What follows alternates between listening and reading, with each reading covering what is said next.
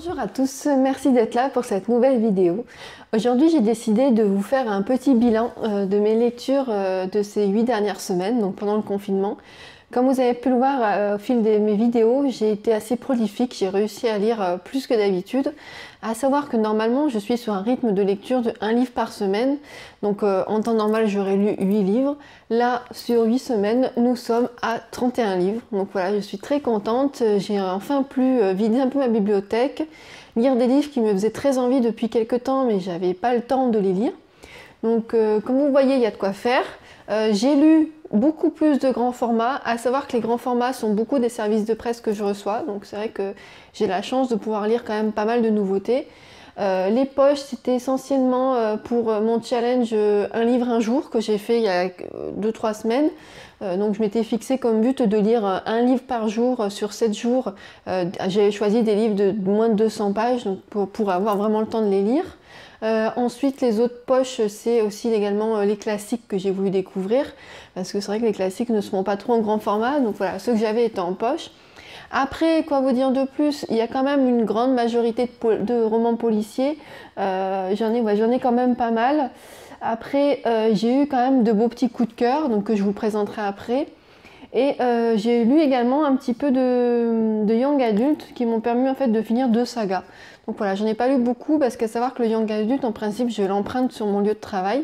Et là bah, du coup j'avais emprunté mais moins de young adult. Donc voilà, j'ai pas pu finir toutes les sagas que je voulais.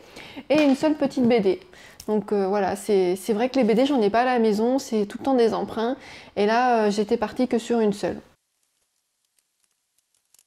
Donc maintenant, je vais vous parler des lectures qui m'ont marqué, qui m'ont plu pendant ce confinement.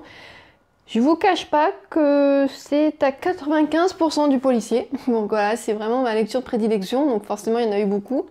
J'ai beaucoup aimé Le Complot, qui est la suite du Cri que j'ai lu il y a presque un an, plus d'un an. J'avais beaucoup aimé retrouver le personnage principal et surtout c'est des enquêtes qui sont très structurées, très complètes, très recherchées. Ça me fait beaucoup penser au Da Vinci Code. Donc c'est vrai que je retrouve un peu cette sensation de course-poursuite, d'indices disséminés à travers des faits historiques. Donc il y avait celui-ci et j'ai lu du coup cette semaine pour le mois de la saga L'île du diable, donc qui est le 3e tome où on retrouve la même inspectrice Sarah. Donc ce tome se passe 1 an après Complot et Complot se passe 1 an après Le Cri. Pareil, je l'ai lu en une journée. Voilà, clairement, pour tout vous dire, j'ai été complètement embarquée dans le livre. On part sur une histoire, un secret familial, sur des traces d'un génocide russe. Génial, vraiment, j'ai beaucoup aimé. Ensuite, je vous en ai déjà parlé, le Joël Dicker, l'énigme de la chambre 622. J'ai également beaucoup aimé ce roman.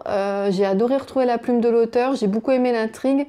Et comme d'habitude, son récit est imbriqué dans un autre récit, lui-même imbriqué dans un autre récit. C'est vraiment très agréable à lire, à essayer de trouver différentes couches de narration. Et l'intrigue était vraiment bien faite. Ensuite, j'ai lu donc L'Archipel des larmes, donc au tout début du confinement. J'avais déjà lu Un cri sous la glace de cet auteur, j'avais moyennement aimé.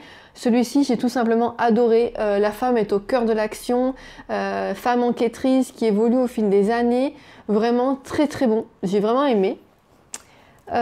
Ensuite, celui-ci je vous en parle un dernier, j'ai lu La deuxième femme de Louise May, qui est aussi un beau coup de cœur, ce polar psychopsychiatrique sur l'emprise mentale et les pervers narcissiques, très bon, vraiment j'ai énormément adoré.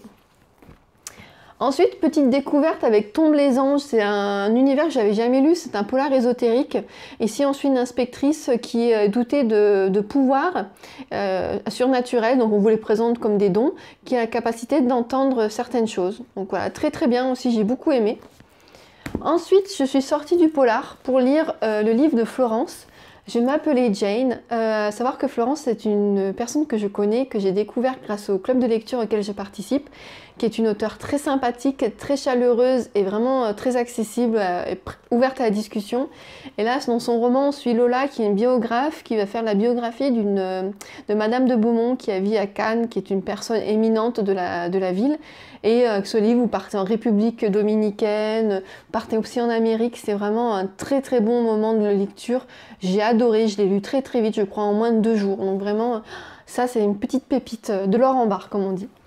Et enfin, mon coup de cœur ultime, que dis-je, Mon petit amour de livre de ce confinement, Millennium 6, La fille qui devait mourir. Ce livre, j'ai mis tellement de temps à le lire. Je l'ai eu quand il est sorti, donc il est sorti en août l'année dernière, mais j'avais peur par le titre, j'avais tellement peur que ça soit Lisbeth qui meurt. Donc je vous dirai rien. Hein, c'est simple, si vous voulez savoir, il faudra le lire. Mais j'ai adoré. Je l'ai lu en 2 jours. C'était, j'ai fermé ce livre, quoi. J'ai dit, mais j'en veux encore, quoi. C'est génial, vraiment. Vous retrouvez Michael Blomqvist, Lisbeth Salander, bien sûr. Donc elle est toujours en train de lutter contre sa sœur Camilla. Et vous avez une enquête à côté de ça qui va se passer sur le mont l'Everest. Génial, vraiment coup de cœur ultime pour ce livre qui conclut à merveille la saga.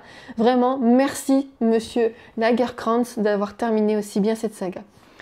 Donc voilà, ça c'est la petite point lecture coup de cœur. Après, bon, j'ai eu quand même pas mal de belles lectures. Hein.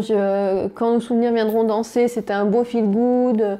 Les lectures là, Un palais de cendres et de ruines, j'étais très contente de finir la saga parce que j'avais vraiment bien accroché.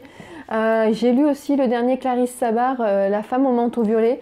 Très belle histoire de famille, secret de famille, entre le New York des années 30 et l'Angleterre 2018. Très très bien aimé, vraiment, à chaque fois c'est très bienveillant avec Clarisse Sabar. Et puis voilà, le reste, des petites découvertes avec des classiques, voilà. Donc ça fut, je suis contente d'avoir pu rentabiliser ce confinement en bouquinant, parce que du coup, en reprenant le travail, étant donné que je suis libraire, ça me fait toujours ça de connaissances en plus pour enseigner les clients. Et puis surtout, c'est toujours un plaisir de se plonger dans un livre. Et voilà, donc je voulais partager avec vous mes petites lectures. J'espère que ça vous a plu.